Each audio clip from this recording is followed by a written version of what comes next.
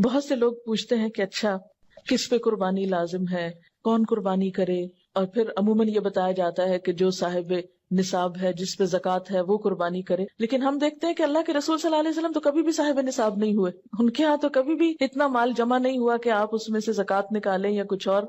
وہ تو جو آتا تھا دے ڈالتے تھے. اور یہاں تک حالت تھی تنگ دستی کی کہ حضرت عائشہ رضی اللہ تعالیٰ عنہا سے روایت ہے کہ جب سے آل محمد مدینہ میں آئے، یعنی آپ صلی اللہ علیہ وسلم کی فیملی جب سے مدینہ میں آئی، کبھی مسلسل 3 رات تک گندم کے آٹے کی روٹی سے سیر نہیں ہوئی، یہاں تک کہ آپ صلی اللہ علیہ وسلم وفات پا گئے. یعنی 3 دن بھی مسلسل روٹی نہیں پکی آپ کے گھر میں تھرو آؤٹ مدنی پیریڈ، پھر بھی آپ قربانیاں کرتے رہے.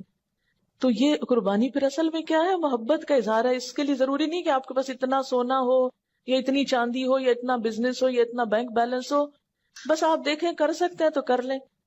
ایک قربانی بھی سارے گھر کی طرف سے کافی ہو جائے گی. لیکن محبت کے اظہار کے طور پر اللہ تعالیٰ نے خود جو طریقہ بتایا، کیونکہ آپ یعنی ویسے بھی محبت کے اظہار کے لیے تحفہ دیا جاتا ہے، لیکن جب آپ کو پتا چل جاتا ہے کہ فلاں شخص کو یہ چیز بہت پسند ہے تو آپ کی پھر کوشش کیا ہوتی ہے کہ میں وہ دوں جو اس کو پسند ہے. اس لیے جب یہ باتیں کی جاتی ہیں نا کہ غریبوں کو روپیہ دے دینا چاہیے اس دن، اور فلاں چیز دے دینی چاہیے، اس پیسے کو فلاں کام میں استعمال کر لینا چاہیے، فلاں سڑک بنوا لینی چاہیے، فلاں پل بنوا لینا چاہیے، سب باتیں اپنی جگہ ہیں. لیکن آج آپ کے محبوب کو پسند ہے کہ آپ ایک جانور قربان کریں. یہ سارا سال پل بنوائیں، سڑکیں بنوائیں، جو مرضی کرائیں، لیکن آج اس کو کون سا تحفہ پسند ہے آپ کی طرف سے؟ جانور قربان کرنا. کیوں؟ اس لیے کہ آپ کاغذ کا روپیہ کسی کے ہاتھ میں دیتے ہیں نا تو وہ فیلنگ نہیں آتی. جب آپ ایک اپنے پالے ہوئے جانور کے گلے پہ چھری پھیرتے ہیں، تو جن گھروں میں جانور پالا جاتا ہے نا، ان بچوں کو آپ دیکھیں وہ قریب نہیں جاتے، اس کا گوشت نہیں کھاتے کہ ہمارا پیارا جانور جو ہے وہ قربان ہو گیا. روتے ہیں باقاعدہ اس کی. اور اس وقت جو دل کی حالت ہوتی ہے وہ روپیہ کسی کو پکڑانے سے وہ جذبات نہیں پیدا ہوتے. اور یہ یاد دہانی ہے مسلسل، یا اللہ آج اس جانور کے گلے پہ چھری پھیر رہا ہوں، کل آپ نے مجھے طلب کیا نا تو میں بھی حاضر ہوں، میں اپنی جان بھی دوں گا آپ کو. کیونکہ محبت میں تو پھر کوئی بھی چیز بچا کے نہیں رکھی جاتی نا. آپ صلی اللہ علیہ وسلم 10 سال مدینہ میں رہے اور ہر سال قربانی کی. اسی لیے آپ نے فرمایا، ابو داؤد کی روایت ہے، اے لوگو بے شک ہر گھر والوں کے ذمے ہر سال قربانی ضروری، ان علی کل اہل بیت فی کل عام اضحیہ. اب یہ الگ بات ہے کہ اگر بالکل پیسے نہیں ہیں اور مطلب نہیں کرنے کے قابل ایک بھی، تو کوئی بات نہیں، کیونکہ بہت لوگ بہت ہی غریب ہوتے ہیں.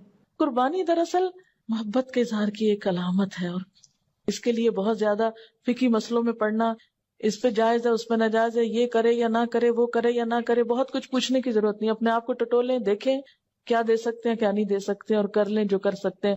نہیں کر سکتے تو آئندہ کے لیے کوئی ترتیب سوچیں اسی طرح کی کہ جس سے آپ کچھ کر سکیں. اور اگر کوئی وسعت کے باوجود قربانی نہ کر سکے تو اس کے بارے میں کیا فرمایا کہ جسے قربانی کرنے کی وسعت اور طاقت ہو اور وہ قربانی نہ کرے، وہ مسلمانوں کی عیدگاہ میں حاضر نہ ہو. اب یہ ہے کہ بعض حالات واقعی ایسے ہوتے ہیں کہ انسان نہیں کر سکتا، کوئی جان بوجھ کے نہیں ایسے کرتا، ہمت نہیں ہے. مثلا ایک شخص کی مہینے کی آمدنی 3,000 روپے ہے، وہ تو بچوں کا دودھ بھی نہیں پورا کر پا رہا، 2 وقت کی روٹی نصیب نہیں، وہ کہاں سے قربانی کرے چاہے اس کا دل کتنا بھی روتا ہو. ایسا شخص کیا کرے؟ ایسے لوگوں کو بھی اللہ نے ثواب سے محروم نہیں رکھا. ایک آدمی نے حضور صلی اللہ علیہ وسلم سے عرض کیا کہ میرے پاس قربانی کے لیے تو کوئی جانور نہیں، لیکن میرے پاس دودھ دینے والا ایک جانور ہے، یعنی میرے گھر میں ایک مثلا گائے یا بکری وغیرہ ہے، اسی کو کر دوں؟ آپ نے فرمایا نہیں، اس کو نہیں کرو، کیونکہ اسلام جو ہے نا ایک اعتدال والا دین ہے، دوسروں پہ ان کی وسعت سے بڑھ کے بوجھ نہیں ڈالتا. آپ نے فرمایا نہیں، بلکہ تو عید کی نماز کے بعد اپنے بال، ناخن اور مونچھیں کٹوا اور اپنے پوشیدہ بال مونڈ لے، بس اللہ تعالیٰ کے نزدیک یہی تیری پوری قربانی ہے. اسی لیے ہمیں کیا حکم دیا گیا ہے کہ ذوالحج کا چاند نظر آنے کے بعد نہ ناخن کاٹے جائیں، نہ بال کاٹے جائیں، نہ ہی شیو کی جائے، اور نہ ہی بال اکھاڑے جائیں. نو ویکسنگ، نو تھریڈنگ، نو پلکنگ.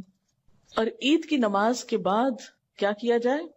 کیونکہ عام طور پر تو کیا ہوتا ہے، عید کی تیاری میں لوگ اپنے آپ کو سنوارتے بناتے ہیں، بچوں کے بال کٹوائے جاتے ہیں، حجامت کروائی جاتی ہے. لیکن اس عید کے موقع پر عید سے پہلے کچھ نہیں کرنا. عید کی نماز کے بعد جب دوسرے لوگ جانور کاٹ رہے ہوں گے تو آپ کے پاس جانور کاٹنے کو نہیں، تو اپنے ناخن کاٹ لیجئے، یہی آپ کی قربانی ہو گئی. یعنی جس کے پاس وسعت نہیں، اور جس کے پاس وسعت ہے قربانی کرنا، اس کے لیے بھی یہی حکم ہے. اور حاجی جو حج کرنے جا رہے ہوتے ہیں تو احرام کی حالت میں بھی ان بالوں کو، ناخنوں کو آپ ٹچ نہیں کر سکتے. تو اس طرح حج والے اور قربانی والے اور بغیر قربانی والے سب ایک چیز میں تو شریک ہو سکتے ہیں نا. یعنی اللہ تعالیٰ ہر ایک کو نیکی کا موقع دیتا ہے.